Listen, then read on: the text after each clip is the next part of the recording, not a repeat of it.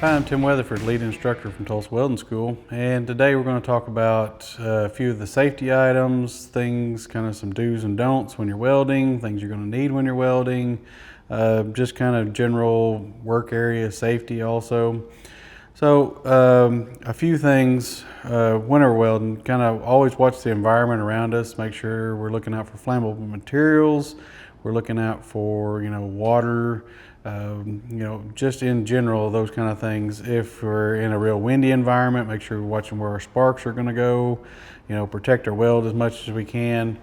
So make sure we look around us, whenever we're out in our area where we're fixing to weld, and especially if we're doing some kind of home projects, that we check around, make sure there's nothing, or if we're on a job site, make sure we're checking to ensure that there's no flammable materials, no paper, no wood, gas, any flammable vapors. We're trying to check the whole area for anything that could be presenting some kind of hazard like that. Also, something else, we're going to be dealing with electricity. We want to make sure that we watch for water. We want to make sure that what we're working on is not damp, but we're not going to wind up getting a shock from it. So with all the safety stuff, we want to make sure that we have the proper safety equipment with us, our personal protective equipment, or PPE. So first and foremost, we always want to make sure we have our safety glasses. A good Z87 rated pair of safety glasses. Clear ones is always a good recommended, type of safety glasses. They do make mirrored and tinted if you're working outside, but if you're working inside, always a good clear pair of safety glasses. We also want to make sure if we're using any type of cutting torches, we want to use a shaded pair of glasses. A shade 3 to 5 is always going to be where we need to kind of stay in that range so we don't wind up having damage to our eyes. People don't think about it, but oxyfuel does produce like low levels of UV, and people don't think about it. But you always want to make sure we're wearing some kind of glasses to protect our eyes from it, because after prolonged use, you will notice a little dot in your vision. So other than that, we want to make sure that we're using some kind of gloves to protect our hands. So when we're using gloves, we normally want to stick with leather.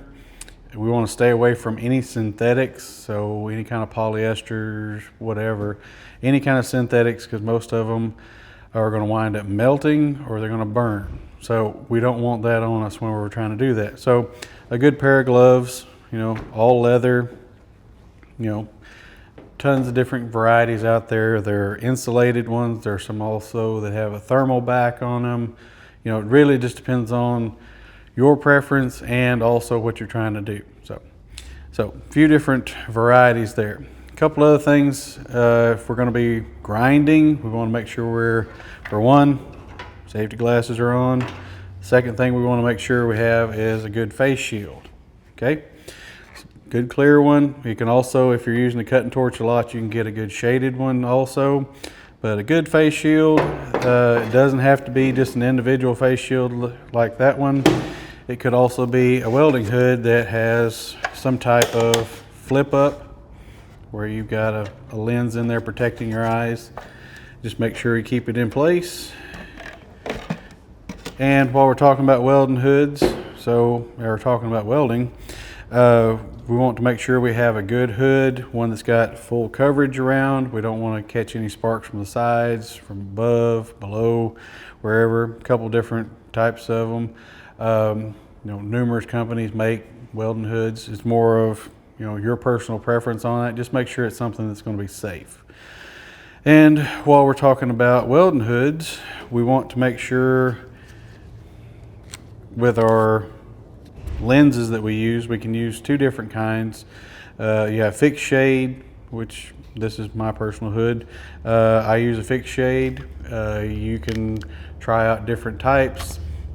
They range anywhere from a shade 9, well, actually lower than a 9, but for welding, you really want to stick with, shade 9 all the way up to around a 13, depending on the process that you're using, or, the area you're in.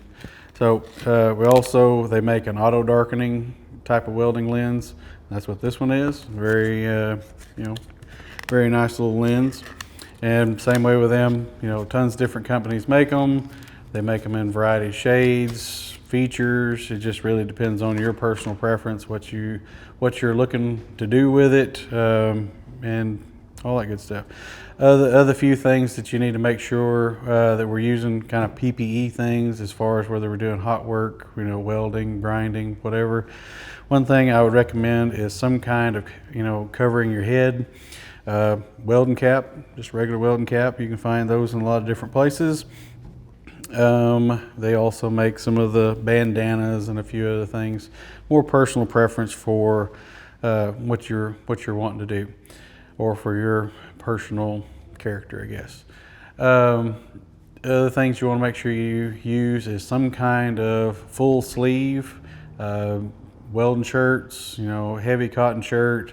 A few places or a few companies make different types of shirts. They may have a leather sleeve built into them, cotton. Remember, anytime we're dealing with any kind of clothing, when it comes to any kind of hot work or whether grinding, welding, whatever, we want to make sure we're never wearing any kind of synthetic. It always needs to be a natural fiber.